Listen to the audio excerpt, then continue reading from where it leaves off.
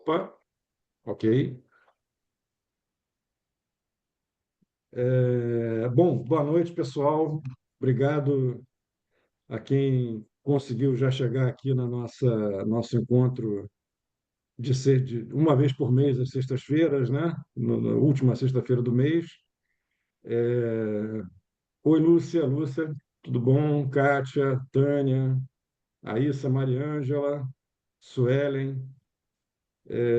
Bom, hoje estamos aqui com muita alegria porque estamos trazendo a poeta, a escritora e pesquisadora Márcia Cambeba, né? Ela traz característica específica de ser membro, representante dos nossos povos originários, né? E a sua escrita expressa essa marca, né? Que é uma questão que tem dupla importância, é uma questão estética e também política, né, muito significativa.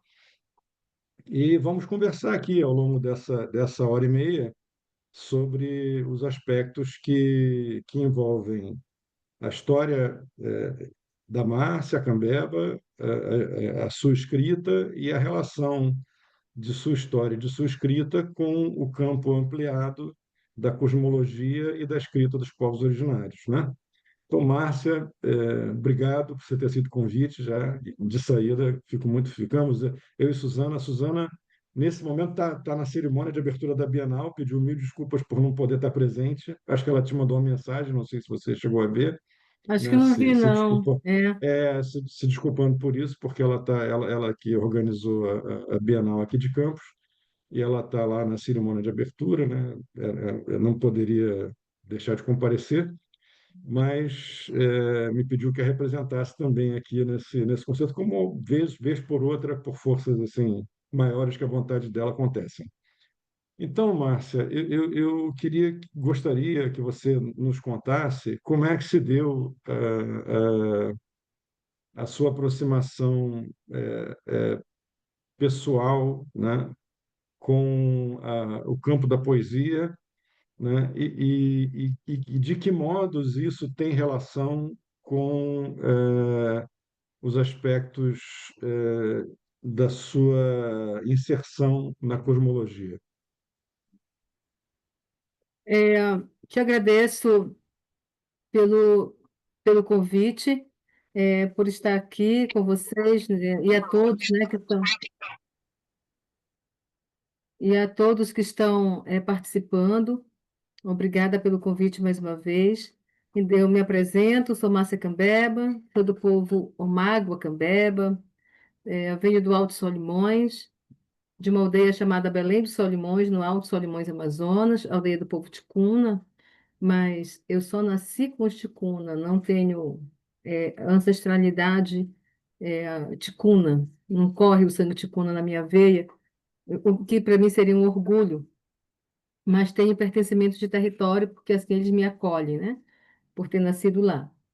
Então, eu vivi com eles até os 9 anos de idade, depois vim para a cidade, porque fui acometida de pneumonia e minha avó tinha que tratar. Então, ela ficou me levando anualmente para não perder o vínculo. Mas acabei perdendo, né? Porque a última idade foi 15 anos. Daí para cá, eu não voltei. E quando foi 2023, eu retornei por conta da pesquisa de doutorado, que foi na Panamazônia, Brasil e Peru, sobre o povo Mágua, que é meu povo de sangue, né? Uhum, E aí eu disse, não, estou aqui na fronteira. Eu vou dar um pulinho, então, na minha aldeia, que são 3 horas só de voadeira.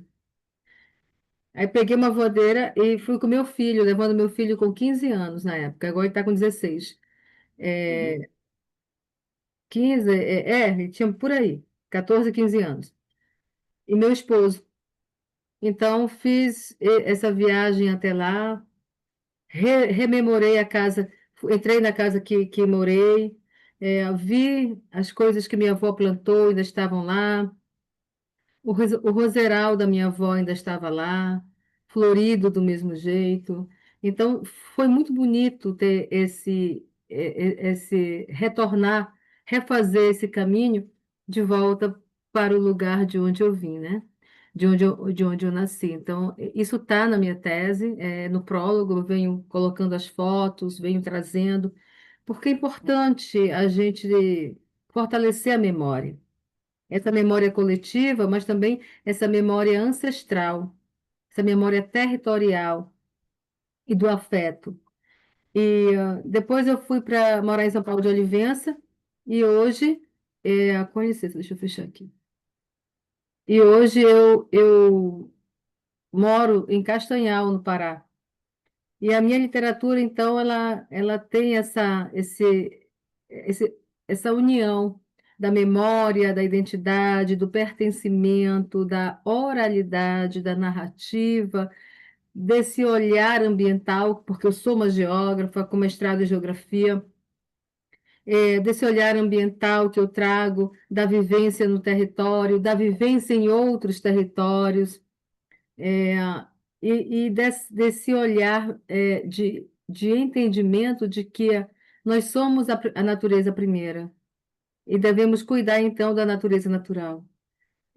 Sou ambientalista, portanto, as minhas poesias elas vão estar envolvidas e se fortalecer com essa relação ambiental. Por isso eu escrevi o Lamento da Terra, o Lamento da Água, no Pensar de Waimi. Então, e eu venho trazendo a questão dos encantados, não como mito, não como lenda, não como folclore, porque nós não olhamos assim quando nós vamos pensar a questão dos encantados, Matinta, Curupira, Boto, Iara, né? É, e eu venho trazendo também nas minhas narrativas e nos meus escritos infanto-juvenis. São ao todo, com mais dois que estão para sair aí, 15 livros, 15 ou 16 já publicados entre livros poéticos e infanto-juvenis, né? E a minha literatura ela se entrelaça também com a cosmovisão, o que vou chamar também de cosmologia, né? E eu vou chamar então de Kuamutsaracana, o caminho da sabedoria ancestral, que envolve o pensamento indígena que não é linear, é circular, o tempo da circularidade das coisas, o tempo da circularidade dos movimentos que acontecem nos territórios, né? Obedecendo o fluxo dos rios, obedecendo o tempo da natureza, o tempo dos pássaros, o tempo do fruto que amadurece, tem um tempo de amadurecer, tem um tempo de plantar, como tem um tempo de colher. Então, eu venho trazendo muito essa cosmovisão do sonho, de sonhar, o entendimento das estrelas, como que nós observamos o caminho dos pássaros, da anta, dos animais no céu, a partir desse entendimento das estrelas, da lua, do sol, essa orientação pelos astros, né? E a influência deles na nossa vida. Então, tudo isso se faz presente na minha poética e na minha escrita. É um pouco isso. Queria, muito interessante, Márcia, primeiro a colocação, quer dizer, das várias coisas que você disse, muitas me chamaram a atenção. Uma delas é essa diferenciação, não diferenciação, né, mas um pequeno deslocamento entre cosmologia e cosmovisão, né? Porque cosmologia pressupõe logia e a gente acaba trazendo, ocidentalizando, né? Fica um termo muito ocidentalizado. Cosmovisão já Já fica ali na visão dos pajés, sabe? No sonho, exatamente, entende? exatamente. Na É forma uma como, por sutil exemplo, diferença. isso, Aí eu queria te perguntar, porque ainda no contexto dessa primeira pergunta, tá, você estava narrando que até os 9 anos você viveu imersa nessa cosmovisão. isso. E uma coisa que aí eu vou ter que relacionar comigo. Assim, a gente sempre parte um pouco da própria experiência, né? Porque é da ordem do humano. À medida que os anos vão passando, a nossa cosmovisão aprendida na infância e todas as experiências, ela começa a ficar, depois de um tempo de esquecimento, ela começa a aflorar e a trazer determinados impulsos, né, inputs para o nosso pensamento.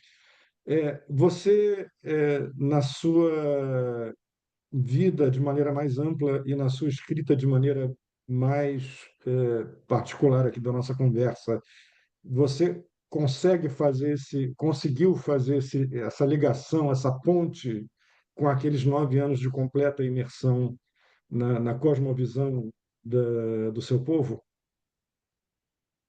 Eu digo que a memória, eu escrevo sobre Uhum, memória, a minha tese ela é uhum, toda voltada para a questão da memória. uhum, A memória, uhum, ela não, o que você pode fazer com ela é arquivar, né? Você uhum, deixa ela no cantinho e quando você precisa, você retoma. uhum. Nós, por muito tempo fomos forçados ao memoricídio, que é o extermínio da memória. Isso Exatamente. pelo contato lá atrás, do século XVI, né? E que se estende até hoje.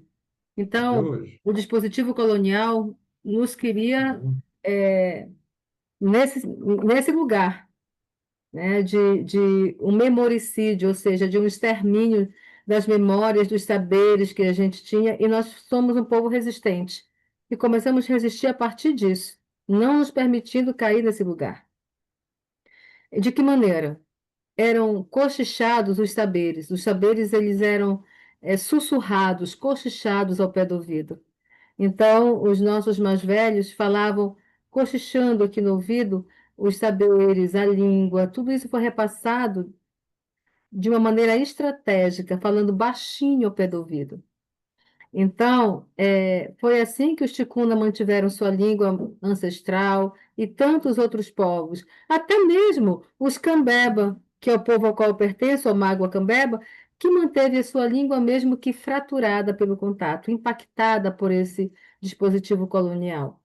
De forma que a minha saída da aldeia não me desconectou desse povo, não me desconectou dos meus saberes aprendidos, porque eles foram muito bem trabalhados em mim para que não houvesse o esquecimento e para que eu soubesse resistir ao processo de memoricídio que a sociedade ia querer impor a mim também, né? E a primeira imposição da sociedade nesse processo do memoricídio, que nem sempre a gente consegue se livrar, foi o esquecimento da língua. Então, quando eu saí da aldeia para a cidade, eu era falante, fluente da língua ticuna, que o ticuna, ele fala ticuna mesmo, o tronco linguístico é ticuna, né? É, e quando eu saio da aldeia para a cidade, logicamente, você bem sabe que nós vamos sofrer o impacto cultural, né? Você vivia de um jeito, agora você vê a cidade de outro. Aqui todo mundo se ajudava, ninguém passava fome, o peixe era partilhado, a caça era partilhada. Aqui não. Aqui, o que é meu, te lasca para lá. Desculpa a expressão, foda-se, né? Mas é isso, é Se tu isso. não tiver, morre de fome para lá. É por isso que nós Uhum. temos aqui na cidade. Perdão. Foi tão pesado que eu quebrei minha cadeira. É, Putz. Não, porque essa é a quebrei a relação do cadeira, mundo, caiu agora aqui no chão. a relação de sobrevivência no mundo capitalista neoliberal É muito forte, de uma violência ímpar. Isso é, muito grande. É por isso que aqui na é, cidade nós temos uhum, pessoas em condição de rua, né? sim, Nós temos pessoas em condição de rua, nós temos os pedintes, pessoas que vão para o sinal uhum, pedir, né? E na aldeia você não tem isso. Você se depara, puxa vida, eu tô num... onde é que eu tô, né? Que lugar é esse, uhum, né? E na aldeia você não tem porque não tem necessidade. O rio nos dá o peixe necessário, a mata nos dá o alimento necessário. Há um sistema de cooperação muito bonito e muito importante, uhum, coisa que na cidade ou ela nunca aprendeu ou ela esqueceu. Então, uhum, para você te dar sede, você compra água. Se você parar na casa de uma pessoa para pedir água, talvez há quem te dê, outros não, vão negar, não vão nem abrir a janela. Porque logo tem medo que pensa que é bandido, pensa que é isso, pensa que é aquilo, né? Por quê? Porque o mundo, ele está de fato violento. Nós vivemos uma violência, né? O capitalismo nos leva a querer sempre mais e a acumular, mesmo sem necessitar. E as Esse pessoas, até as acúmulo, pessoas de boa índole, dentro de uma possibilidade de perda, acabam se fechando ao outro. É um claro, processo tão violento que ele envolve até as pessoas que não têm esse ímpeto do isolamento, da violência, do egoísmo, enfim, né? é por aí. Então, nós na aldeia criamos o território da afetividade. Uhum, É natural você ver uma pessoa catando a cabeça da outra. Não à toa, Daniel uhum, escreveu Catando Piolho e Contando Histórias, porque é um pouco isso, né? uhum, É mesmo que a pessoa não tenha piolho na cabeça, mas ainda assim o catar piolho é um ato carinhoso de repasse de saberes. É uma forma de cochichar os saberes que nós adquirimos e que repassamos para os outros, né? E a uhum, literatura, para nós, do movimento literário, nós indígenas escritores, ela é uma forma uhum. de cochichar no ouvido das pessoas. Logicamente, nós só cochichamos no ouvido daqueles que se abrem para a permissão, né? Ou seja, eu só posso cochichar no teu ouvido se de repente tu quiser conhecer o meu trabalho. Então, na feita que você abre um livro para ler, você está permitindo que a Márcia Cambeba cochiche saberes ancestrais, ou saberes memoriais, ou saberes territoriais, ambientais, através dos teus olhos que vão ler e do teu coração e da tua mente que vai processar, refletir criticamente e armazenar aquilo que de fato for legal, for importante para você. Então, eu vejo a literatura como esse catapiolho, né, também, essa cabeça que a gente vai com as mãos devagarzinho, fazendo carinho e falando ao mesmo tempo. Então, Então, vamos aproveitar esse momento, vamos é, catar piolho aqui. Fala três poemas para a gente, cochicha nos nossos ouvidos, três eu poemas. vou. Olha, fica à vontade para falar poema, se você achar que alguma história infantil ou infanto-juvenil ela pode ser representativa. Enfim, o palco é seu, aqui você comanda, isso é o que eu queria te dizer. Então, Eu a vou, sua escolha. eu vou trazer para vocês um poema que eu fiz recentemente. Quer dizer, é um poema que eu fiz hoje, antes de, um pouco mais cedo, Uhum, antes de estar aqui com vocês. Eu vou dar uma palestra sobre educação interdimensional em Uberlândia. Dia 4 eu chego, dia 5 eu vou fazer a palestra de abertura nesse evento, né? E eu estive anteontem numa reserva no Espírito Santo, Águia Branca, em Pedra Azul, abrindo também um encontro internacional sobre clima, as mudanças climáticas. E, e eu tenho, então, feito muitos poemas relacionados às temáticas que eu vou trabalhar. E eu fiz ainda agora esse poema, Educação Interdimensional, tecendo pontes entre mundos. Antes de qualquer palavra, eu peço licença. Licença ao território que me pariu. Licença ao tempo que não passa, que circula. Licença ao silêncio, que é reza, mas que também é ciência.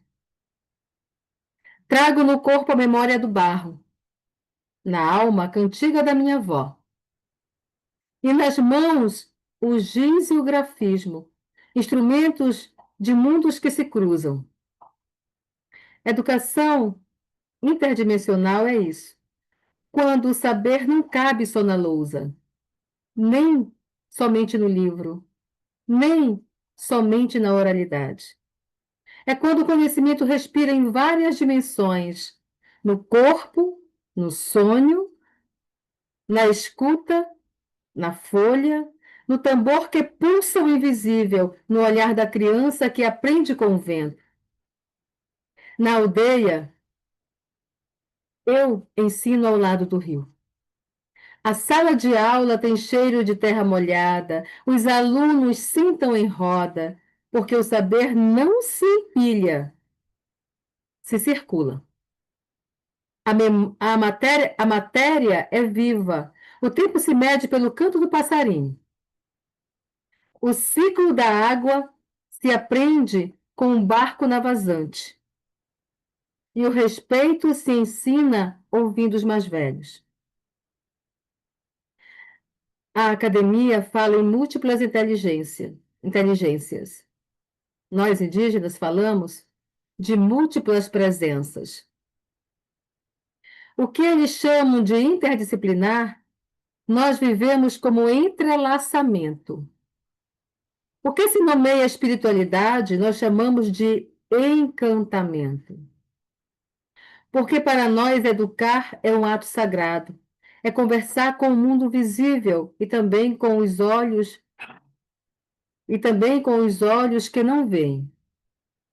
Aprendemos com os bichos, com os ciclos da lua, com o silêncio da mata que fala sem dizer.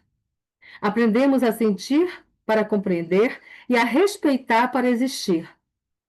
A educação é ponte, ponte entre o que sei e o que sinto, entre o que vivi e o que vou sonhar. É ponte entre o parente e o professor, entre a oralidade e a teoria.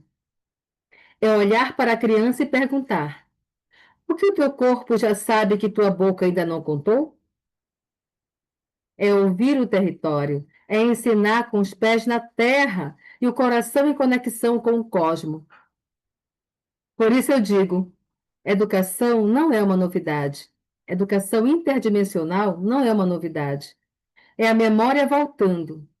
É o saber dos povos originários ecoando em novas vozes. Que o futuro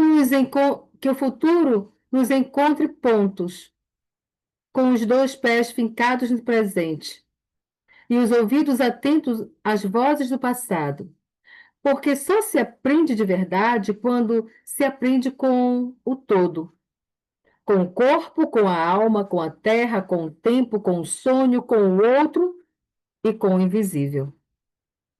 Então, eu espero que os professores que vão me ouvir e as pessoas que estejam lá compreendam que a educação para nós indígenas está para além de uma lousa, um giz e uma sala de aula de quatro paredes, portas fechadas.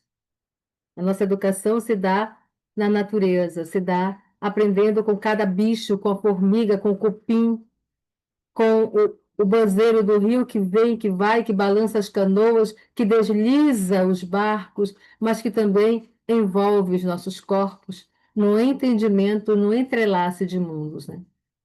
Aí eu vou recitar um outro.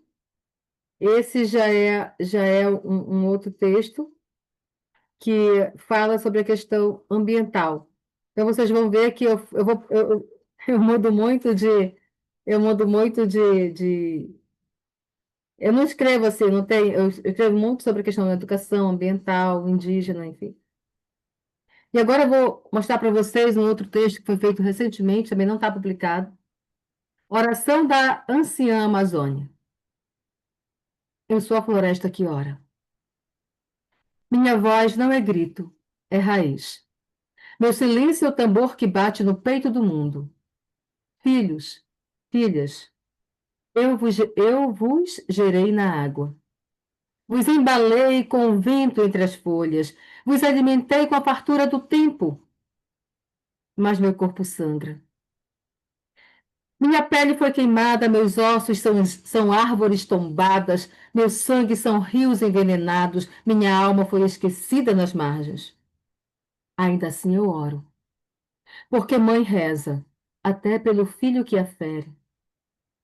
Rezo pelas mãos que curam, pelos pés que respeitam meu chão, pelas bocas que falam por mim, pelos olhos que ainda veem o sagrado no voo de uma garça, no murmúrio do igarapé, na dança da folha caída. Rezo pelos povos que me escutam, os que guardam a mata na memória, os que sonham com um tempo de abundância, os que resistem com sementes nas mãos e o espírito firme. Rezo pelos que esqueceram que também são filhos meus, que a Amazônia não é longe, é dentro. Não sou cenário, sou ventre. Não sou recurso, sou rito. Não sou passado, sou possibilidade. Ajoelho minha copa às estrelas e peço que a humanidade volte a si antes que me perca de vez. Que escute a minha oração no canto dos pássaros, no sussurro do vento, no soluço das águas. Pois quando minha voz se calar, não haverá mais reza, nem manhã.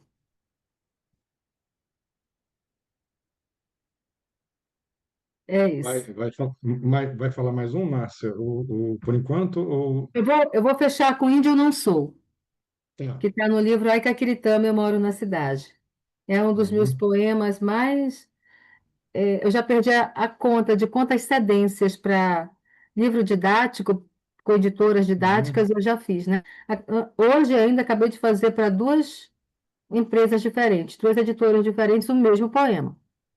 Ah, que legal. E um Uhum. terceiro para uma outra empresa, que esse é um outro projeto sobre o Rio Negro e o Rio Solimões. Essa já me pediu específico, né? Mas as outras vão muito em busca do índio eu não sou. Não me chame de índio, porque esse nome nunca me pertenceu. Nem como apelido eu quero levar o erro que Colombo cometeu. Colombo em mil solo desembarcou, e no desejo de as Índias chegar,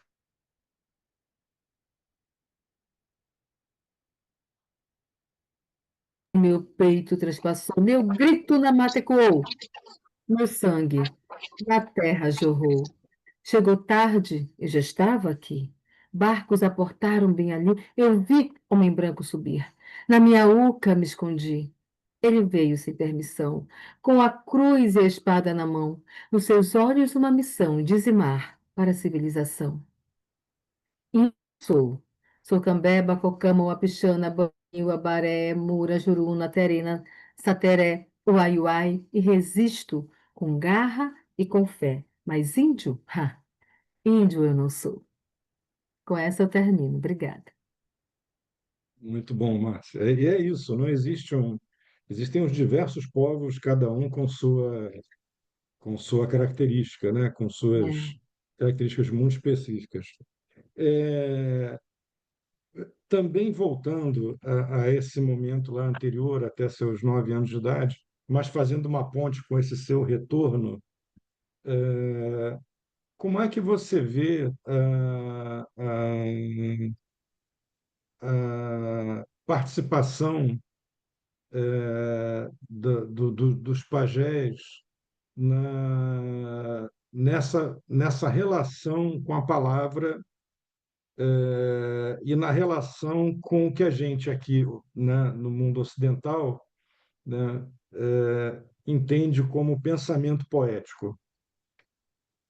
Ó, eu penso que na aldeia, a aldeia toda é um ato poético, né? É quando o fruto cai no rio, é quando a criança corre e vai tirando a roupa apressada, como se ela tivesse um encontro marcado com o rio, e pula nas águas. É quando a anciã desce com a bacia na cabeça, o filho agarrado à saia em direção ao rio. É um passarinho que faz seu ninho próximo a uma árvore.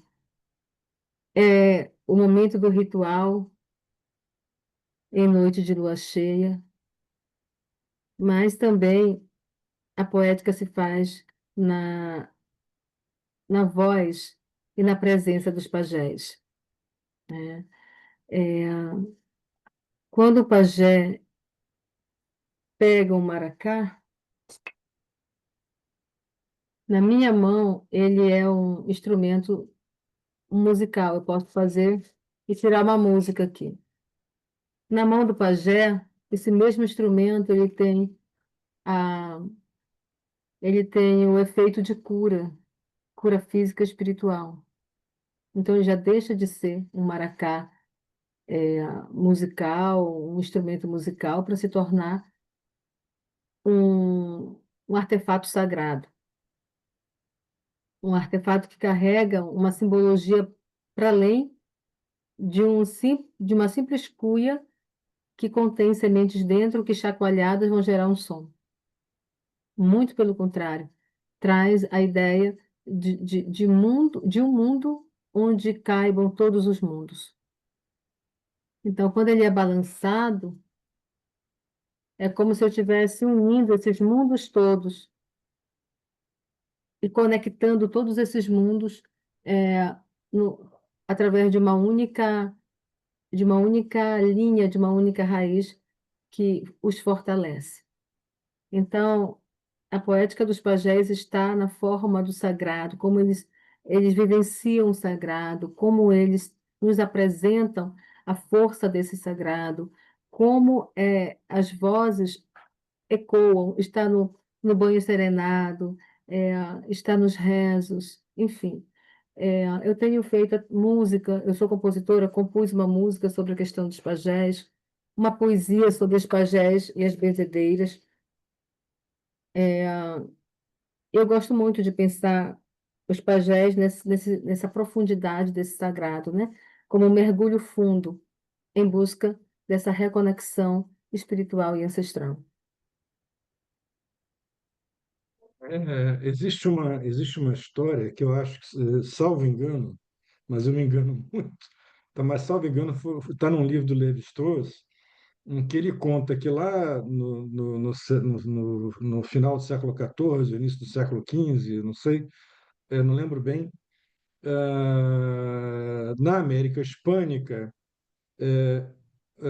os conquistadores espanhóis observaram que desculpe, os povos originários ali, eles ficavam remexendo os corpos dos espanhóis mortos para tentar entender se eles também passavam pelos mesmos processos que os corpos deles, porque a dúvida dos povos originários não estava posta na questão de se os espanhóis tinham alma. Isso para eles era de plena certeza, porque tudo tem alma, né? Segundo a cosmovisão dos povos originários. A questão deles era se o corpo sofria os mesmos processos de degradação da natureza que o corpo, né, que os próprios corpos deles, né, e os corpos dos animais. Ao passo que a civilização ocidental discutia se os povos originários teriam ou não alma e, portanto, seriam passíveis ou não de salvação, né? É, Quando eu perguntei essa questão dos pajés, é justamente por conta eu, assim, em função da leitura de já há muitos anos, de vários antropólogos, principalmente dessa linha que adota o perspectivismo, né? Eles mostram como, contam ou teorizam, né, como os pajés, através dos rituais, eles adotam a perspectiva dos outros elementos da natureza, da onça, do porco, do peixe, enfim. E isso, inclusive, invade a linguagem, né? Se comunica com a linguagem. Então, esses processos você chegou a perceber ou a ter contato, ou naquele primeiro momento, ou nesse segundo momento de retomada? Em todos os momentos, né? Desde que eu já nasci dentro de um ritual, né? Quando a gente Oi? nasce na aldeia, desde o primeiro momento, porque eu já nasci dentro de um ritual. Quando a gente nasce na aldeia, a gente já nasce dentro de um ritual, né? Nós já somos iniciados na vivência daquele povo, né? É, e presenciei muitos rituais e continuo presenciando, porque eu não me desconectei do povo. Eu só mudei de cidade. Minha avó ficava me levando até os 15 anos, depois eu fiquei andando em vários outros povos. Ou seja, fiquei me abastecendo de vários outros saberes. E hoje sou uma mulher que ando em todas as aldeias que me convidam, né? Porque eu sou de licenciatura intercultural indígena. Hoje eu estou aqui, amanhã eu posso estar na aldeia do Assurini, do Aiuai, do Pataxó, do Caiapó, do Guarani. Então, eu estou em várias outras aldeias e vivenciando todos esses sagrados, né? A aldeia toda é um território sagrado. E quando se fala que os pajés têm essa questão do espírito da onça, do espírito do Mijacunha, que é um grilo verde, isso é verdade, porque esses animais, eles não são animais, só animais vistos pelo olhar do humano para a natureza. Eles são espiritualidades que acompanham os pajés, são espíritos que acompanham os pajés, e quando um pajé morre, ele reencanta num pássaro, ele reencanta numa abelha, ele reencanta numa própria árvore. É por isso que tudo para nós não está de qualquer jeito colocado na natureza. Tem um porquê de existir e tem o seu espírito. É isso, é muito assim, o movimento de compreensão da cosmovisão dos povos originários é um movimento muito bonito para a gente, né? Daqui né, do mundo ocidental, porque é uma perspectiva realmente completamente diferente da nossa e muito mais completa e muito mais bonita, né? Isso é um fato. Bom, Márcia, fala então, vamos catar piolho mais um pouco, né? Fale um pouco, então, três poemas para a gente, ou três textos, como você achar melhor dentro da sua perspectiva, e depois vamos para outras perguntas. O ensino das águas, sentado na proa da canoa com o caniço a pensar, que o rio é uma escola, nele se aprende a nadar. A conhecer os encantados, com esses seres conversar, por eles vêm os ensinamentos, e para ouvir é preciso silenciar. Até a remada precisa de jeito para a canoa não afundar. Para nadar precisa ter peito, o desespero só faz afogar. Tudo está na mata. Dela vem o sustento do lar, madeira, palha e paxiúba, alimento que a terra nos dá. É nela que o menino aprende que já é homem e precisa aceitar as transformações do seu corpo, seguindo as pegadas de uma educação milenar. E o outro poema que eu vou trazer, deixa eu ver eu escrevo poemas muito longos, então estou procurando os menores aqui para não ficar também muito cansativo para as pessoas que estão Pode, mais pode unidas. falar pode falar os Né? longos, se você quiser. Não, estamos Não, aqui ávidos por ouvir. escolhendo os menores. O olhar da palavra. Palavra é memória, senhora da história. Desenha sentimentos, resistência, lutas, vitórias. Palavra que dança no tempo, vagalume que ilumina o amor. Palavra que marca o passado, narra o presente do povo clamor. Palavra é o lugar do ver, ser, identidade. Escrita que nasce do olhar, é a palavra vestida de liberdade. Libere a palavra, reescreva o final. Palavra é farpa, poesia marginal. Consciência indígena. Consciência indígena, cadê você? Onde está que não te vejo? Tu és, qual tua cor? Quero te conhecer. Preciso aprender a conviver com as diferenças para poder entender a consciência indígena, a consciência negra. Numa terra que deveria reconhecer a importância de ser originário. O maracá que te fez Brasil era para soar em cada coração. Esquecidos do calendário, invisibilizados no direito de viver, é preciso que as escolas ensinem o que a consciência deveria saber. Consciência ambiental, consciência social, consciência do respeito dessa terra Brasil que já foi colônia de Portugal. Consciência indígena, pedimos inovação para não ver nossa terra ser palco da devastação, para não ver nossas crianças se envergonharem de sua nação. Protagonismo é de todos, na força da união, na partilha da coletividade, no sorriso do curumim, no canto que soa forte na pisada suada no chão, no abraço e aperto de mão, amor amando cada irmão. Consciência é ver você no outro e ver o outro em você. É olhar com cuidado para ver de onde vem o cheiro da cobra grande, o cheiro que a aldeia tem. Saberes da floresta. Obrigada. Muito bom, Márcia. Bom, a gente vive num mundo em que a gente está sempre colocado em tensão com várias contradições, né? Então, você estava falando ainda há pouco, na sua primeira fala, eu falei que você tocou em vários assuntos importantes ali. Um dos que você tocou é justamente a questão da violência colonial que praticou um imenso e, em alguns pontos, irreparável apagamento, né? Um dos apagamentos é justamente o apagamento da língua, né? Muitas das centenas de línguas dos povos originários aqui, várias nem existem mais, não há memória delas. Aliás, uma das coisas que mais me deixou assim deprimido quando do incêndio do Museu Histórico Nacional aqui no Rio foi que eu soube que se perderam fitas, registros de línguas que não, das quais não havia outro registro senão aquele. Então houve memória perdida ali, irrecuperável, né?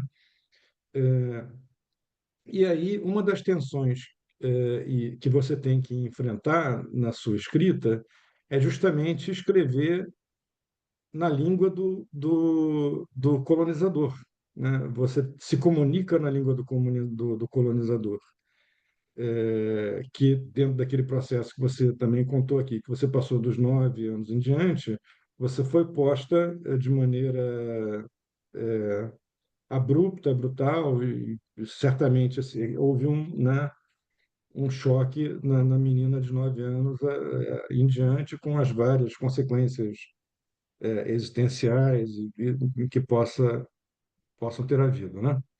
É, por outro lado, você escrever na língua do colonizador é, é uma, é uma, é uma questão política muito interessante também, porque você passa a reeducar o colonizador, né? Reeducar a cultura que colonizou e que praticou apagamento na sua cultura, né? Como é que você estabelece no seu pensamento e na sua escrita, como é que você trabalha isso que, de um lado, é uma contradição, mas uma contradição produtiva, porque é um ato político também. Como, por exemplo, você falou, hoje mesmo eu fechei com 3 editoras que vão colocar os meus livros, esse poema específico, em 3 ou 4 livros didáticos que vão atingir crianças, que são crianças de todas as, né, de todas as origens e idades, enfim.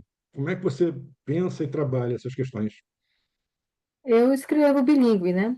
Uhum, Logicamente que eu estou falando com uma sociedade não indígena, uhum. mas também quem vai ler a minha literatura é a sociedade indígena. Então, Ah, eu isso tenho eu não que sabia, pois é, tá. Eu Uhum, tenho que policiar, eu tenho que colocar.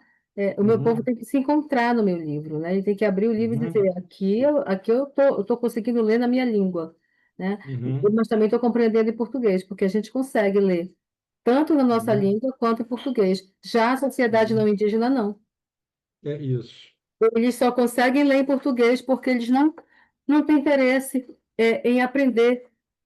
E eu acho Uhum, isso uma burrice, desculpa a uhum. expressão, Mas uma é. língua indígena, porque é até vergonhoso, porque você Uhum, aprende o inglês, você aprende espanhol, mas você não se debruça em aprender uma língua indígena, já que ainda preservamos mais de 200 e poucas, né, línguas indígenas faladas no Brasil. O Brasil é uhum, rico em línguas indígenas por conta de nós, povos indígenas, que mantemos a, a duras penas a nossa língua ancestral. A gente diz para o colonizador que a gente não vai deixar de falar, né? Nós resistimos, morremos por isso. Muitos dos nossos morreram porque negaram aprender o português e ensinaram. Quando o indígena era encontrado ensinando a sua língua ancestral, que vão chamar de materna, ele era uhum. surrado até a morte. Quando não era morto, ele ficava muito baqueado, muito batido. Então, isso é uma violência que a sociedade não indígena tem para com a gente, né? Quando E deveria muitas ser uma vezes política não de houve um Estado, pedido né? de desculpa, né?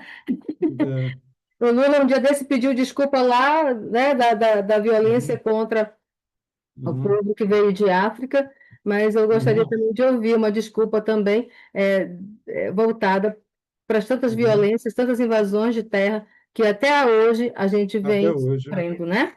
Uhum, Então, é, eu escrevo, componho bilíngue, né?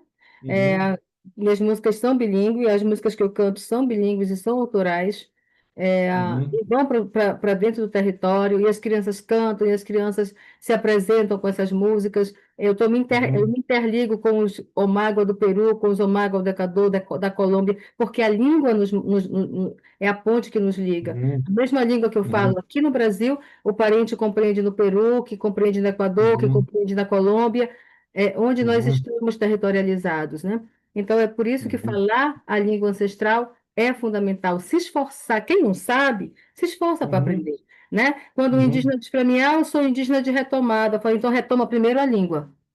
uhum. Aprende a falar a língua do teu povo.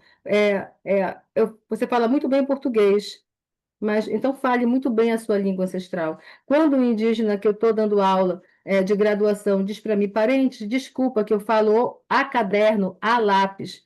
Desculpa eu falar assim, porque eu não sei falar muito bem o português. Eu falei, e ainda bem, se mantenha assim. É, Fale mal esta uhum, língua invasora e fale bem uhum, a língua dos seus ancestrais, né? Porque a nós foi tirado o direito de falarmos a uhum, nossa língua ancestral. Nesse exato momento, era para todos nós falarmos Nhangatu, e isso foi tirado da gente, né? Por conta da uhum, proibição dos donos das coroas. uhum. Não, e quando isso deveria ser hoje uma política de Estado, né? Com o nível de consciência que pelo menos uma parte da sociedade já tem, isso deveria ser um programa de Estado regionalizado em função da localização das diversas etnias, né? Mas as pessoas E- ainda, na cabeça de muitas Uhum, pessoas, e é um pensamento ignorante, as pessoas ainda uhum, acham que é uma língua feia, porque antes o uhum, contrato colocou assim, que as nossas línguas uhum, eram línguas feias. uhum, E por isso, eu tinha que se desaprender para reaprender a língua do contato, né? Que era a língua uhum. portuguesa, espanhola e por aí vai. Então, as pessoas ainda Como ficaram com a, aquilo na cabeça de que falar a língua dos indígenas é uma língua feia, e aí fica no uhum, exótico. Eu acho só bonito a pessoa falar. Ah, olha, é, está falando na língua, ele fala na língua. é, E aí vem quando a pessoa desaprende, justamente pela imposição do colonizador, do contato de uma outra uhum, língua, aí uhum, aquele povo é cobrado. Olha, eles não falam mais a língua, estão aculturados, coisa que essa palavra aculturado uhum, eu não concordo, eu tiro uhum, do meu vocabulário, porque a gente não se acultura ao passo de viver na cidade, muito pelo contrário, porque nós uhum, carregamos conosco todas as marcas, os indicadores da nossa identidade, da nossa ancestralidade, porque estão presentes e uhum. fortalecidos na memória e na oralidade. Essa retirada da língua, na verdade, é uma amputação, né? Forçada, é uma violência, enfim. Bom, eu queria te perguntar também, Márcia, dos atuais pensadores dos povos originários, quais que lhe chamam mais atenção?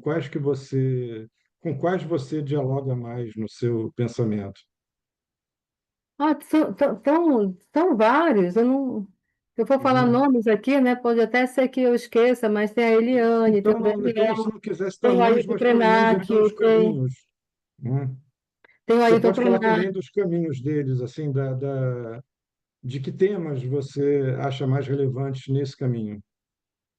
Bom, gente, o Ailton Krenak, eu não posso nem dizer Uhum, que temas relevantes, porque toda a literatura indígena é relevante, né? Não existe aquela menos relevante, aquela mais relevante. uhum, Eu não posso, quando me perguntam qual livro seu você mais gosta, eu gosto de todos, porque foi eu que escrevi.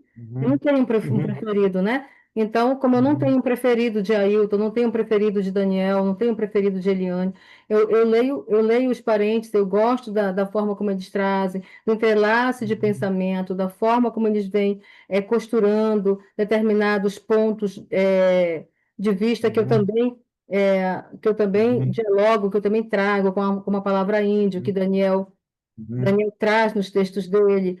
O Cacaverá, que é uma pessoa que eu admiro muito, também dialoga sobre isso, e quanto mais Uhum. pessoas estiver dialogando, melhor vai ser o processo decolonial que a gente almeja a chegar, principalmente dentro das escolas fundamental e Uhum. médio. Certo. Bom, então vamos catar piolho. Eu gostei da expressão, adorei. Vamos catar piolho mais um pouco e você É. fala três poemas para a gente, né? Esse é um livro chamado De Almas e Águas Cunhãs, só sobre mulher indígena. Uhum. E eu, então, escrevi vários poemas aqui. É o mais recente de literatura. Índia eu não sou. Não me chame de Índia, esse nome me causa dor. Rememora a violência sofrida pela espada do colonizador. Honro o sangue das ancestrais perseguidas passo a passo. Imagino o terror da bisavó que pelo invasor foi pega no laço. Invadiram as aldeias, corpos estendidos no chão. Roubaram, estupraram, queimaram muitas ucas, terror e devastação. Em nome de uma coroa, de um Deus que na cruz se erguia, enquanto o coração sangrava, o invasor se divertia, declarando guerra na força da tirania. Estupro seguido de morte, casamento sem permissão. Assim, minha ancestral pariu o Brasil, berço dessa nação. Índia eu não sou. Sou mulher originária, trago a minha indumentária do meu povo afirmação. Identidade com resistência carrego na barriga educação. Sou mulher e faço ciência, luto contra a aculturação. Sou Guarani, Guajajara, Tembé, Cambé, Mura, Suruí, Tremembeca, Iapoto, Piniquim, Sateré. Somos muitas e somos gente. Estou na aldeia e na cidade. Vivo a minha mocidade na luta de cada dia. Sou pajé, sou benzedeira. Eu também seguro o céu. Resplandecente como o sol. Deixa eu ver isso aqui. Não, a força do ecoar. Somos mulheres indígenas, chegamos para lutar, trazendo na nossa arte a força do ecoar. Sabedoria da palavra, o cuidado no semear. Adubo e terra boa faz a planta germinar. Lutamos todos os dias contra o preconceito e opressão, garimpo e epidemias, maus tratos e desumanização.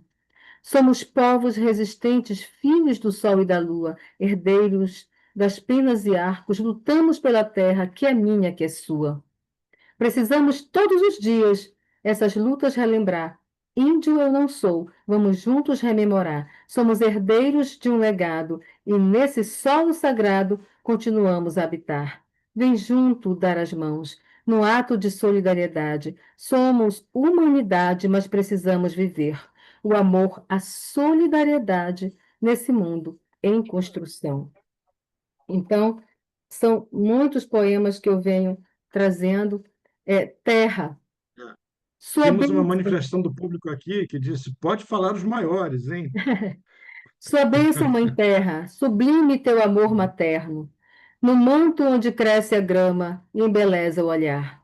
Te vejo gestar a vida, povos de várias nação, e mesmo sendo abusada, não nos deixa faltar o pão. Terra, minha deusa, fatiada pela mineração, cortada pelas fronteiras, queimada pela fogueira da ganância capitalista, egocentrismo e ambição. Então, esse, esse é um livro que ele vai falar muito da água como alma feminina, da terra com água feminina, da natureza com alma feminina, e é um livro que, graças a Deus, já está aí na leitura das universidades, já chegou em outros países, como os outros livros também, e já tem um doutorado falando desse livro aqui, como também desse aqui, como dos outros. Então, já caiu o texto no Enem, do Aika Keritama. Então, eu fico muito feliz quando a educação faz uso do material que a gente produz, né? É isso. Não, e é importante que isso esteja, seus livros, assim como de outros representantes dessa nova corrente da literatura, dos povos originários, esteja sendo estudado, porque isso é que vai estabelecendo capilaridade na sociedade, né, e É, formando uma nova visão, né, sobre a a necessidade de integração. Daí para a consciência de que temos que conhecer as diversas línguas, que cada um, não se pode conhecer as 240, mas se cada um estudar uma, né, e mais É, pessoas estudarem, isso aumenta a nossa consciência, inclusive, como cidadãos dessa terra, né? eu não digo nem Bom, estudar, mas aprender mesmo, né? Porque estudar, tem muita gente é, pesquisando aí, né? Tem aham, muitos uhum, pesquisadores dizendo, eu pesquiso a língua Ai. Mas uhum. muitas vezes ele só pesquisa, ele não aprende a Não falar, né? fala, não fala, pois É, é, ele só estuda, ele estuda estabelecer a a, comunicação. não sei que lá, lexical, porque eu fiz linguística, eu sou da linguística, mas eu não domino né, esse campo. Eu Uhum, então, caminhei pela análise do discurso, porque eu não tinha uhum, base de letras para uhum, pensar uma análise da língua, do tronco, do tronco uhum, Cambeba e tal. Eu não caminhei por isso. Eu uhum, toco na língua, mas uhum, não nesse sentido, né? Diferente de um uhum, linguista que vai estudar, que vai esmiuçar, que vai dizer que o é assim, o porquê é assim, porque é assado, né? uhum, Então, hoje eles estão mais fazendo isso, mas eu quero ver é aprender, né? É você uhum, saber dizer um bom dia na língua, uma boa tarde na língua, como vai, como tem passado, até logo. Às vezes são frases curtinhas, é, tão bobas para uns, mas que é muito uhum. importante, né? Eu vejo como a gente fica se esforçando para aprender a falar inglês, para conhecer a Disney, para conhecer o próprio Estados Unidos, para conhecer Pois sei lá, é. Flórida, sei lá, Deus o quê, é, e a gente não se esforça para conhecer uma língua ancestral, principalmente essas que já estão, que são mais faladas, né, que estão mais visíveis. Eu, por exemplo, é, falo o Omágua Cambeba, que é o tronco tupi da família Tupi-Guarani, mas vou Uhum, voltar para a aldeia uhum, para reaprender, me reinscrever na língua ticuna. uhum. Que foi onde você passou a infância, É, a língua na qual você esteve imersa na infância, né? justamente, Uhum, eu vou passar um período lá para que uhum, eu então relembre, a partir da uhum, vivência com os falantes, é, uhum. o que de fato me fizeram esquecer, né? Não, e a gente sabe bem hoje que a linguagem e forma de pensamento, estrutura de pensamento são esferas geminadas, assim, né? Coincidentes. Uhum. A gente pensa a partir da linguagem.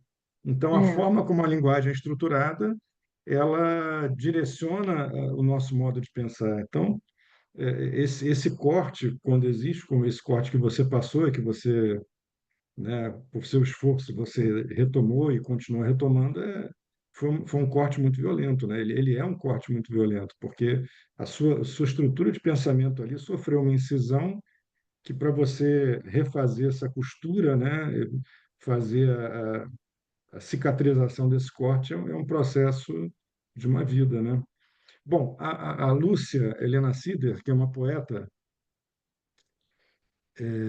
do Nordeste, muito interessante. Ela está sempre aqui com a gente, é uma companhia constante, e ela está aqui te fazendo uma pergunta muito interessante. Ela diz: Márcia, como você vê a sua literatura e a literatura contemporânea indígena em relação à literatura passada, que acabou virando canônica, mas que não foi escrita por indígenas? Não estou falando só de José de Alencar, mas Mário de Andrade, por exemplo. bom, literatura indígena para mim é aquela escrita pelos indígenas, né? É aquela que nasce do contexto de território, das memórias repassadas isso aí é literatura indígena. Uhum, Mário de uhum. Andrade é Não. literatura brasileira. É. Não tem nada a ver. Eu não me baseio no Mário de Andrade, Uhum, enfim, né? A Deusa dos Lábios de Mel, porque são pessoas que criaram um imaginário muito é, que não condiz com a nossa realidade, né? Então, a gente vê muito presente essa idealização da indígena bonita, não sei o quê, né? E não é bem assim, né? Então, hoje, já tem indígenas desconstruindo esses teóricos ou escritores, né? Como Mário de Andrade, tu falaste um outro nome aí que eu esqueci agora, como É Mário de Isso, Andrade, olha, tem eu mais estava um. na pergunta, ela citou José de Alencar e Mário de Andrade. José de Alencar, né? Então, José de Alencar, a gente vê Isso. com aquele romance, né, dele, que Uhum, não estou dizendo que não deve ser lido em sala de aula, que leia, mas que leia fazendo uma uhum, reflexão crítica, pensando uhum, agora como que esses indígenas que agora já tomaram consciência de que eles têm que escrever sobre eles e não o não indígena, como que eles estão pensando, né? Eu não estou também dizendo que os pesquisadores que pensam com... Eu participei de uma banca de defesa de doutorado, 9 da manhã, onde a moça trazia sobre a literatura do Daniel Munduruku. Ela fazia então uma análise do Catando Piolho Contando Histórias e mais um outro livro do Daniel, né? É importante o que ela escreveu? Claro que é. Vai ser útil para a academia ou para as pessoas pesquisarem? Claro que vai. É uma literatura indígena? É uma pesquisa indígena que ela está fazendo? Claro que não. Ela está fazendo uma leitura de um material de um indígena, de um escritor, né? Que escreve com base na sua vivência, na sua memória, e ela está trazendo, então, como que ela percebe, como ela sente, como ela vivencia no seu cotidiano, em sala de aula e uhum, na relação estabelecida com as pessoas, né? uhum. Então, eu vejo assim, que a literatura indígena, de fato, é essa que nasce do chão do território, né? É essa que nasce escrita por mãos e pensamentos de povos de várias nações que se levantam e fazem da literatura, então, o chão da partilha dos seus saberes. Então é um momento de corte, assim, você classifica isso como um corte naquela visão idealizada, né, do É, passado, né, que do eu qual não José de posso Alencar comungar como, né? Eu não posso se comungar com uma forma de pensar que já ficou lá atrás, né? sem dúvida, sem dúvida. E ainda bem que hoje é possível, né, esse corte foi sendo construído, né, pelas próprias lutas, né, dos povos originários e hoje tornaram isso possível hoje. Fale então mais três poemas para a gente, Márcia. Como diz a Kátia, falou que podem ser os longos, eu garanto que todo mundo Não, mas concorda. eu tenho Mas, que mas me. fique à vontade, Eu você que tenho que. sabe. Eles são muito longos, aí fica chato. É, eu vou mostrar para vocês, eu tenho um livro chamado Comissa Genó, Narrativas Uhum, Poéticas dos Seres da Floresta, Matinta, Curupira, né? É, eu, eu, eu sou muito fã da Matinta, né? Então, uhum, é uma encantada que me atrai muito. E eu escrevi, então, esse livro no período pandêmico. São textos então, são contos, mas estruturados em poesia e rimados. Como virar Matinta? Matinta é ser humano, mulher comum do lugar. Anda de dia pela roça, varre a casa, cuida do lar. Tem marido e filhos, lava roupa, rala macaxeira, assa o peixe no moquém, é alegre, é rezadeira. Com bom humor, faz sempre o bem. Já fez muito parto difícil, com a ajuda dos encantados. Sua casa é cheia de meninos, todos eles seus afilhados. Um dia, no caminho da roça, ela viu o céu se abrir. Uma luz tão radiante ofuscou seu olhar. Esfregou os olhos bem forte, mal conseguia piscar. Os olhos ardiam feito pimenta, mas foi se acalmando devagar. Caminhou mais um pouco, num tronco foi se sentar, para entender o acontecido. Cega não podia ficar. Enquanto pensava, ouvi uma voz lhe dizendo: Matinta, você não está cega. Acredite, somos nós. Nós quem? Disse assustada. Só estou ouvindo sua voz. Quem fala? Apareça! Estou ficando feroz. Somos os espíritos da floresta. Calma, Matinta. Você agora é uma de nós. Ela olhou por todo lado, um arrepio lhe deu. Disse num tom bem brava: Por que não apareceu? Quero ver o rosto seu.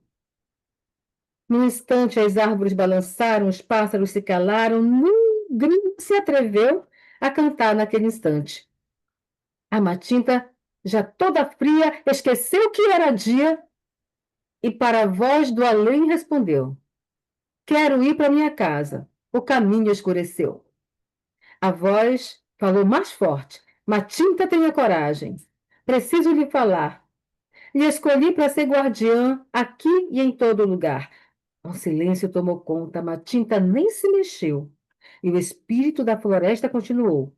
Serás o encante do luar, só a lua pode te transmutar numa dama que usa preto, com cachimbo e aturá, e quando a natureza te chamar, larga tudo.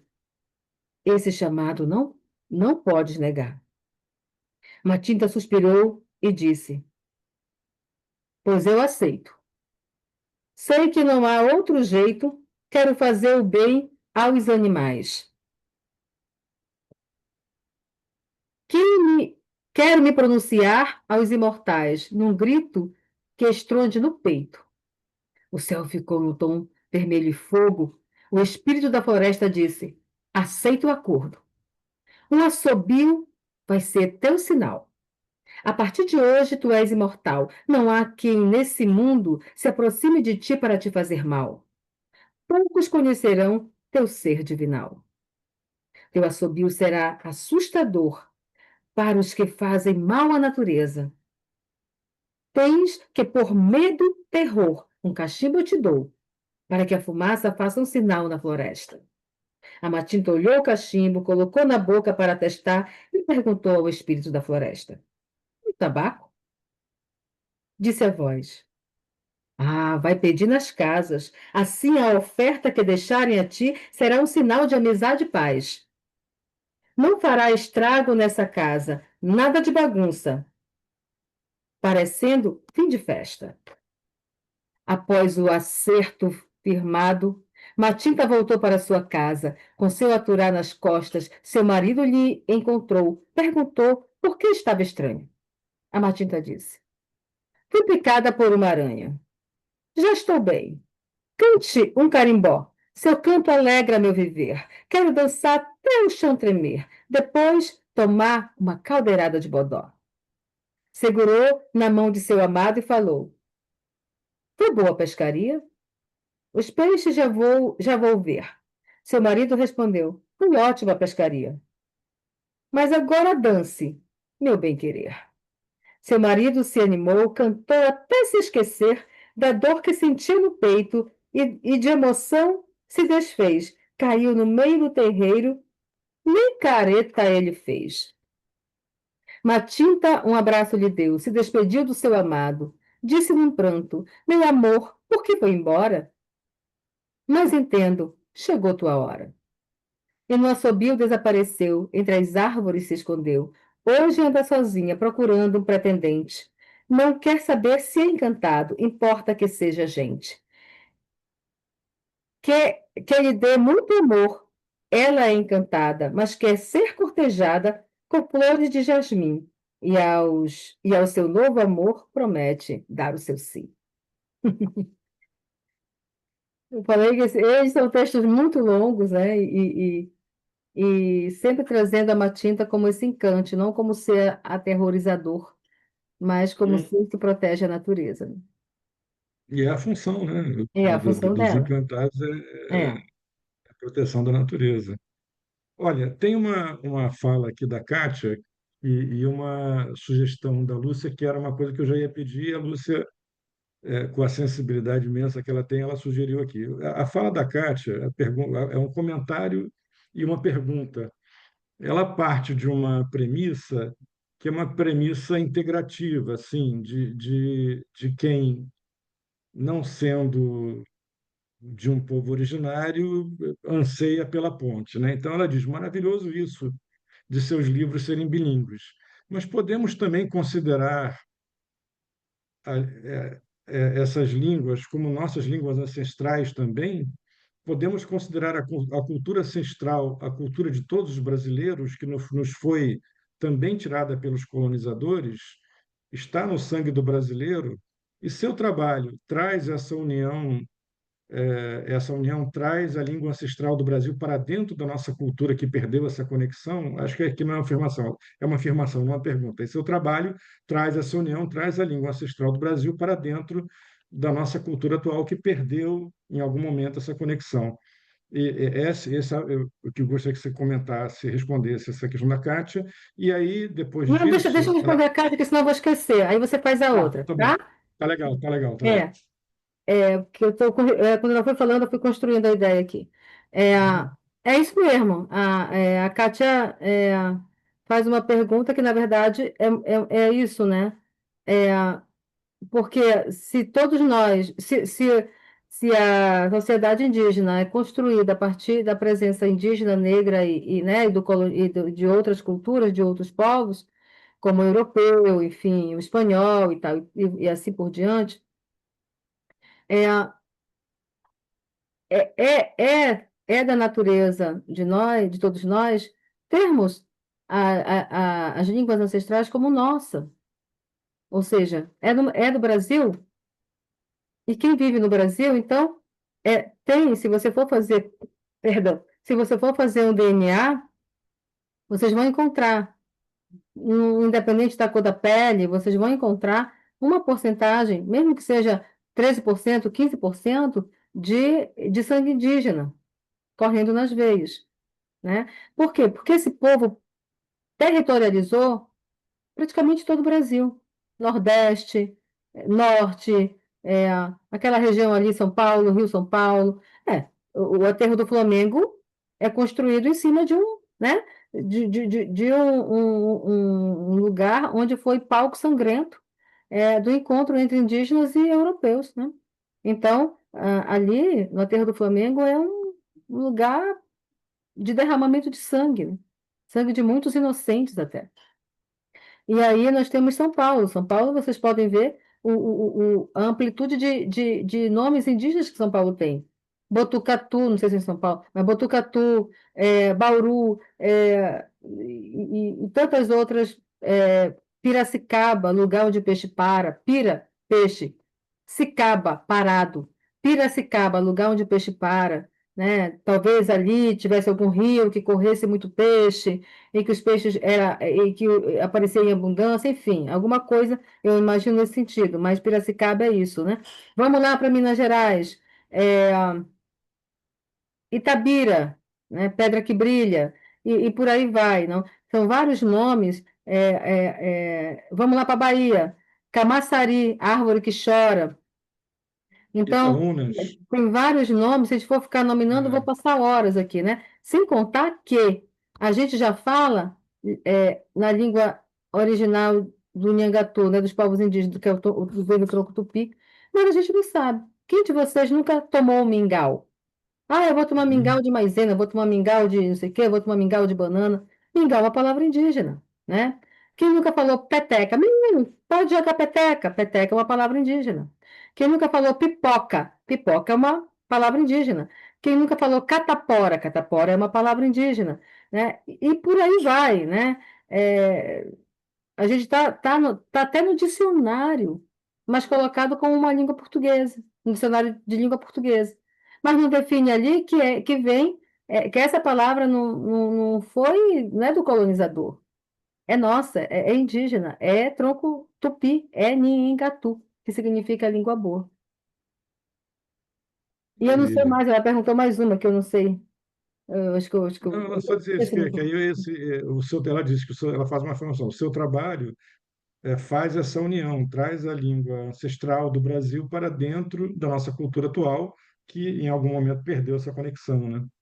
Isso é de fato que ela diz, eu concordo, porque todos os meus Uhum, livros de poesia, tanto os infantos juvenis, eles trazem no final dele é, é, como um pequeno glossário de palavras na língua do Omágua Cambé, para que, quem uhum, sabe, né, a pessoa uhum, não queira perder mais horinha aí tentando aprender, né? Ou tentando pelo menos quando alguém pronuncia o nome do meu livro, uns acertam, outros não, né? uhum. Aicaquiritama, que significa eu moro na cidade.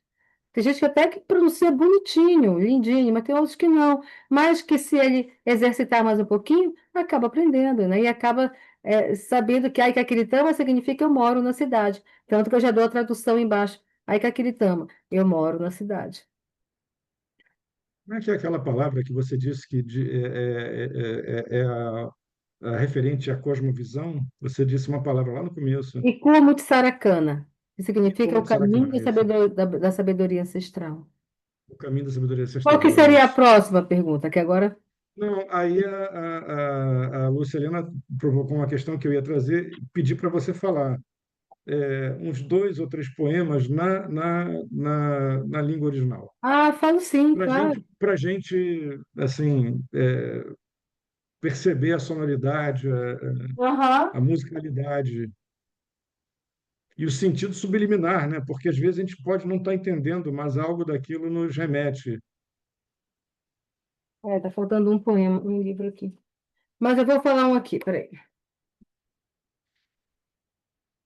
Eu vou recitar um que ele é uma mistura de poemas na língua com é, português, né? Porque esse é o poema que dá nome ao meu livro, o Aicaquiritama.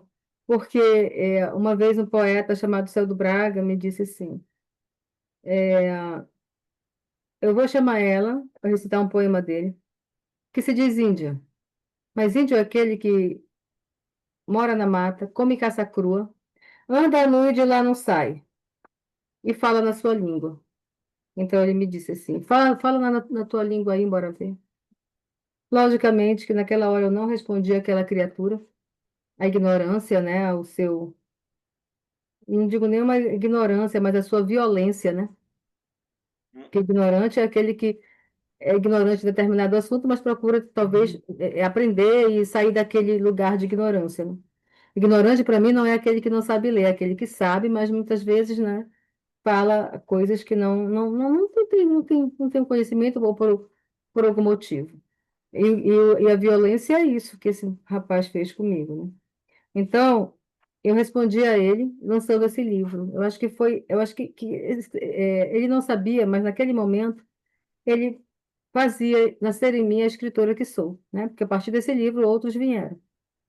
Aika Kiritama. Aika Kiritama. Inuatama Verani Tana Ritama. Ruaya Manuta Tana Cultura Mimiua. Sani Maitini Apanha Purashita no ritual. Eu vou traduzir. Eu moro na cidade. Esta cidade também é nossa aldeia. Não apagamos nossa cultura ancestral? Vem, homem branco. Vamos dançar o nosso ritual. E aí eu começo respondendo ele. Nasci na Uca Sagrada. Na mata por tempos vivi. Na terra dos povos indígenas sou Aina, filha da mãe Araci. Esse é meu nome. Filha da mãe Araci. Minha casa era feita de palha, simples na aldeia cresci. Na lembrança que eu trago agora de um lugar que eu nunca esqueci. Meu canto era bem diferente e cantava na língua tupi. Hoje meu canto guerreiro se une aos Cambeba, aos Tembé, aos Guarani. Hoje, no mundo em que vivo, minha selva em pedra se tornou. Não tenho a cama de outrora. Minha rotina também já mudou. Em convívio com a sociedade, minha cara de Índia não se transformou. Posso ser quem tu és, sem perder a essência que sou, mantendo meu ser indígena na minha identidade. Falo da importância do meu povo, mesmo vivendo na cidade. Então, foi uma forma de responder a ele a ignorância que ele fez, né? Procura o lugar do saber ancestral pequenininho para mim. A ignorância que ele me fez. Então, é, eu lancei esse livro, chamei o Dito Cujo para o lançamento. Minha avó dizia: quem bate esquece, quem apanha não. E eu então relembrei ele do que ele tinha me feito e disse: eu tenho a resposta para ti agora. E dele a resposta, né? Então, a partir daí, eu penso que escrever na língua ancestral é um direito meu, é um direito nosso. Só que nós temos que escrever de maneira em que a gente tem que traduzir para o não indígena, né? Coisa que não deveria. A gente não deveria, porque quando o não indígena escreve, ele não traduz para nós, né? Nós temos, então, que nos virar nos 30. E agora vou recitar mais um aqui.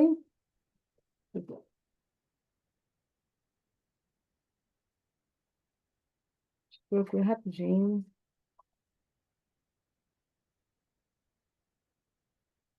Sanhandá, Rurauíca e Quiriari, Rei Mauari, Rei Tururucari, Rei Muraci, Mamuera Topã, Muquiritama Cumissá,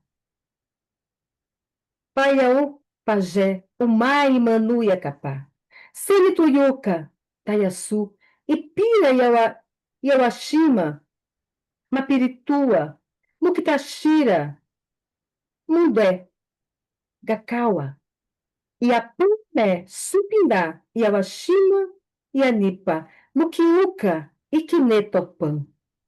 Eu vou traduzir. Vem cantar, traga força no sonhar. Muraci, Tururucari, filhos do trovão, com a aldeia vem falar. Pajé, vê a morte se acabar. Vem, terra, porco do mato, peixe, onça, bicho preguiça, com minha veste de folha, convido você para cantar, chamando o genipapo com a força que vem do trovão. E aí, o Icatiera. Não, vou recitar o canto do Irapuru, né? O canto do Irapuru significa Indá, o Irapuru. Canto é Indá para nós. Tana Indá, o Irapuru. Sanisupi, Tanaritama. Ruaya, Wika, Topã, Tupã. Nukata, Iuiria, Tuyuca, Uniace. Indasupi, Araci, Panuca. Ineputira, Ikisani, Iuiria. Opacaçane, Apurache, Mukiawa. Iapã e Nukata, Puna e Nukatu. Canto do Irapuru. Nosso é o canto do Irapuru. Venha para nossa aldeia. Temos a força do Deus do trovão, da mata, da terra, da água e da lua. Cantar para Araci no alvorecer. Você é a flor que está sobre a floresta. Acorda e vem cantar com a nação. Vamos dar as mãos à preservação. Então, vocês viram aí como é esses poemas estão nesse aqui. Acho que foi esse que eu trago mais, trago nesse aqui, trago nos outros, então eu vou entremeando os poemas indígenas entre os poemas portugueses, mas sempre com aquele compromisso de que a gente tem sempre que traduzir para o português para o outro entender também, né? Porque você está falando com dois mundos diferentes. É, infelizmente, Márcia, o nosso tempo está chegando no final, o que é uma pena, porque está sendo tanto aprendizado aqui e tanta beleza que gostaríamos de continuar. Mas eu vou ter que te fazer uma última. Ah, sim. Tem mais uma pergunta aqui da Kátia, que ela diz: como é o seu processo de escrever? Você mescla culturas? Como você começa a pensar, no caso, começa a pensar um poema, um texto? E eu queria junto, porque realmente por causa do tempo, eu queria você de algum modo respondesse junto sobre o seu interesse também pelos aspectos da natureza, que vem também de sua formação, né, de sua outra formação, né? É, como é que isso também permeia a sua escrita? E aí depois você fala três poemas para gente e aí teremos que infelizmente encerrar. Meu processo criativo os poemas eles nascem conforme eu sinto, né? Eu sinto, quando eu estou na aldeia, eu escrevo. Quando eu vejo um movimento, uma anciã carregando um feixe de lenha nas costas, vindo da roça, isso gera poesia. Quando eu vejo as crianças brincando, tomando banho no rio, isso gera poesia. Quando eu vejo, ou eu estou andando de barco, porque eu ando muito no rio, de canoa, de barco. Quando eu vejo muita poluição no rio, quando eu me deparo com uma balsa trazendo madeira de lei, rio acima ou rio abaixo. Quando eu Uhum. vejo um caminhão trazendo madeira ilegal, exportando madeira ilegal. Quando eu vejo animais mortos jogados à margem das rodovias. Enfim, nasce nasce da relação estabelecida com o povo, nasce da relação estabelecida com a cidade. Nasce das indagações dos professores, das dúvidas das pessoas. É, eu eu estou varrendo o quintal, limpando uma casa e eu sinto uma ideia.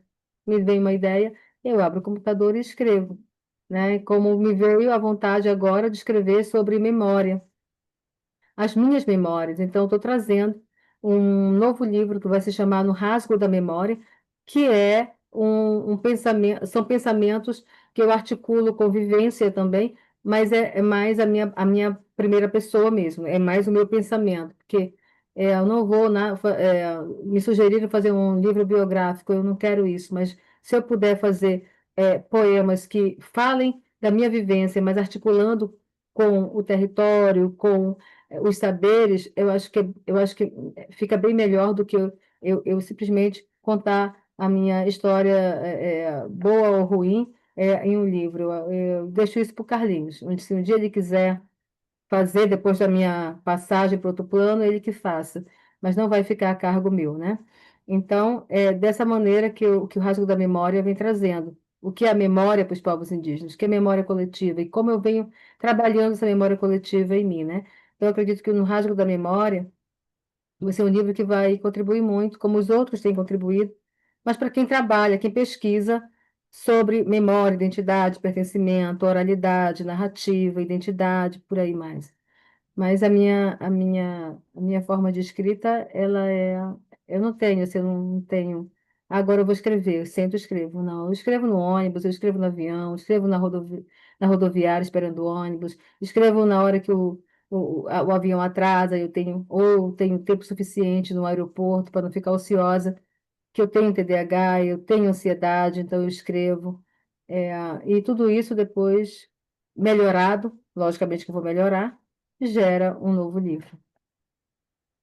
E Barato. você perguntou, E não sobre lembro. a questão, a relação com o espaço, com a natureza, com Eu os acho que fenômenos eu acho até que está geológicos. contemplado, porque é muito isso, Uhum, né? Eu uhum, sou geógrafa, então o meu olhar de uhum, geógrafa é muito percebido nos meus textos. Quando eu falo da uhum. mãe natureza, quando eu falo da questão do desmatamento, quando eu falo dos impactos ambientais, está tudo implícito e entrelaçado dentro dos poemas, né? Então, por isso que o meu livro é muito usado nas aulas de geografia, de história, de arqueologia, de antropologia, de biologia, mas também de letras, né? Então, é um livro que ele não é feito só para um público. Ele abraça, pelo menos a função dele é abraçar todos os públicos. Legal. E muito bom. E vem com uma pergunta, uma dúvida pessoal. Sua tese está acessível? Porque eu procurei e não Tá. achei. Ela tá em qual base de. Talvez a universidade ainda não publicou, mas eu já mandei desde dezembro, que eu já, Ah, depois que eu tá. defendi, janeiro, eu já mandei para lá, É, né, porque eu não tive que fazer muita alteração, que a banca deu uhum, ok, em geral. legal. Então, eu já só melhorei ela no que eu achava que deveria e mandei para lá. Uhum. Eu acho que eu vou dar uma procurada. Eu não sei se eles esqueceram de colocar disponível no É, site da universidade. porque eu achei, me interessei pelo tema, queria ler a tese e Mas eu eu posso não lhe procurei. mandar, eu tenho ela aqui Ah, no então me celular, eu manda, posso. se É o puder, que estou quero fazendo, sim. as pessoas estão pedindo, né? Ah, Hoje legal. eu disparei ela para vários indígenas também que estão Uhum, trabalhando a memória, a identidade, a uhum, questão da ancestralidade. uhum. Vai ser um prazer mandar.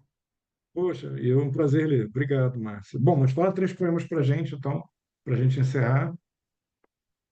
Deixa eu ver desse outro aqui. Uhum, Esse é o Lugar do Saber Ancestral, Daniel Munduruku, que estava vendendo, não sei se acabou. É, uhum. Cara de Aldeia. As ondas do rio desenho formou, cara de povo o vento soprou. De olho espichado minha pele se misturou, cabelo ondulado meu sangue miscigenou. Tenho cara de aldeia minha casa na cidade, conheço minha história, busco respeito, dignidade e igualdade.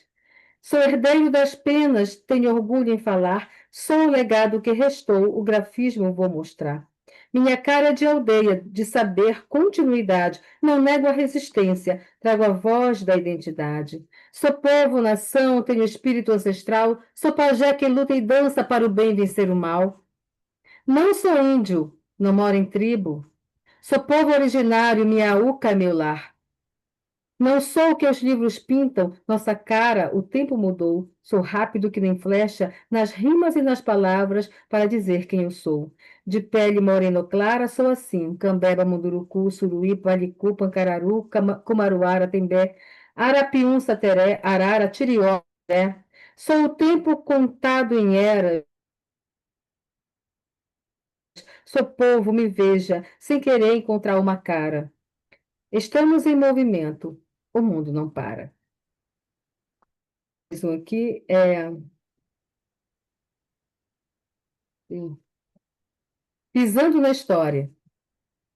No chão do meu passado vejo a nação ecoar. Um canto de resistência dos espíritos daquele lugar. Canto do fundo da terra, em meio à cerâmica milenar. Canto sentindo a dor por uma história que teimamos em pisar. Esquecendo que ali estão pedaços do nosso Brasil, dos donos desse lugar, ao relento, exposto ao frio. Nos artefatos, o registro dos que por ali passaram, os valentes Aikeuara que na terra seu registro encontraram. Pisei o chão da história, toquei num pedaço da memória, da luta de quem caminha no Parque das Andorinhas. Eu fui nesse parque, encontrei um sítio arqueológico e a gente pisava em cima dos artefatos, né? O tempo do clima. E houve um tempo em que dançavam as borboletas. Na grama verde pousavam para descansar e ouvir o canto do vento ecoar. Houve um tempo em que o sol brilhava mais forte, clareando o caminho com paz e bem. Amadurecia o fruto, não prejudicava ninguém. Houve um tempo em que a terra, no seu esplendor, alimentava o mundo com alegria e amor. Dela brotava a planta, tinha respeito e valor. Houve um tempo em que a lua virava naiá. E o sol se escondia para essa dama brilhar. Na noite escura, ela chamava as encantarias protetoras do rio, mata e mar. Mas o homem, filho da terra, que por ela foi moldado, escravizado na arrogância, dinheiro, um pecado. Secou o rio, retalhou a terra, deixou tudo mudado. Espantou os animais, enganou os encantados, arrancou a samalmeira e os pássaros desesperados. Procuraram uma morada, só viram um descampado. O sol ficou furioso, a pele fez arder, a lua, entristecida no eclipse, se escondeu. A água não teve pena de quem dela se esqueceu, deixou de correr e em uma barragem envelheceu. A inteligência humana não parou de atacar. A queimada e derrubada afetaram até o ar. Respirar é um problema, a fumaça não vai parar. O clima foi alterado, meu rio mudou o rumo, minha roça secou no verão, perdi até meu fumo. A aldeia não viu mais peixe. Cadê o pirabutão? A macaxeira não criou raiz. Minha aldeia virou sertão. Da fonte que eu bebia, restou a recordação. Sinto o cheiro de poluição envenenando a nação.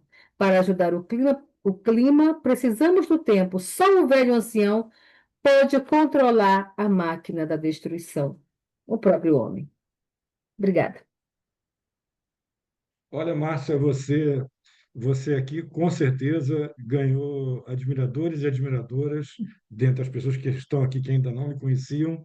Obrigada. Mas de todo mundo, hors concurso aqui acima está a Kátia Yamaguchi, porque ela está embevecida aqui com o seu trabalho, todos nós, mas ela expressou mais. Então ela deu até uma sugestão aqui que eu achei incrível. Ah, Se seus livros puderem ter um CD com a leitura dos poemas na língua mãe, na língua de vocês. seu povo, seria maravilhoso para Ah, trazer ao nosso conhecimento e crescer o interesse. Achei a ideia ótima, que é seja uma num boa CD, ideia. ou seja, ou aninhar essa ideia num site, enfim, num blog, a leitura dos poemas na língua original, né? É isso. Muito obrigado, Márcio. Foi uma Obrigada. alegria ter você. A gente já se conhece há um bom tempo, né? Desde dos nossos contatos em Malar Margens, né? E de lá para cá venho acompanhando o seu trabalho, né? E foi uma alegria você ter aceito o convite e poder estar aqui com a gente compartilhando nessa noite de sexta-feira tantas questões, né?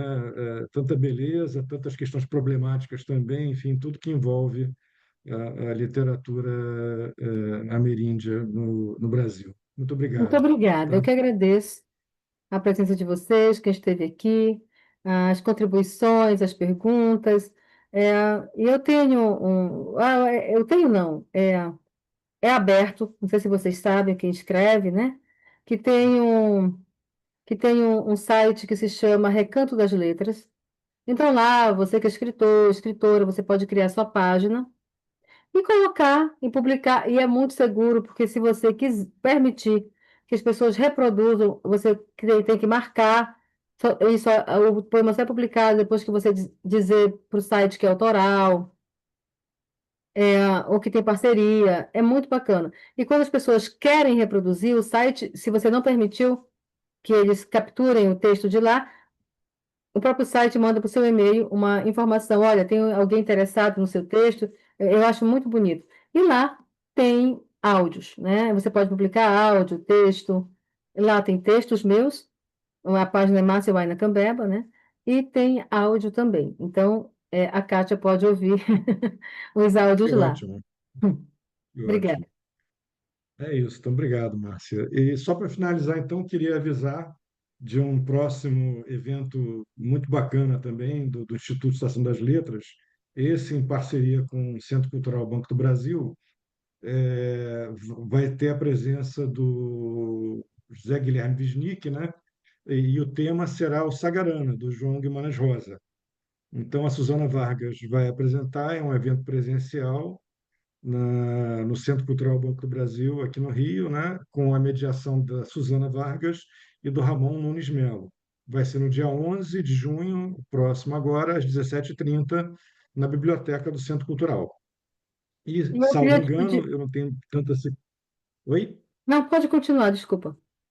Eu não tenho tanta certeza, mas eu acho que também é passado no YouTube, no canal do Centro Cultural Banco do Brasil. E eu vou estar no Rio de Janeiro, eu e Daniel Munduruku, no dia 13 de agosto, a Ah, convite do CCBB, né? Como é? CCBB é Banco do Brasil. Brasil. É, nós vamos estar com uma palestra sobre as nossas literaturas, a nossa produção literária. É, eu creio que é aberta, pelo Clube de Leitura CCBB. Então, eu creio que é aberto.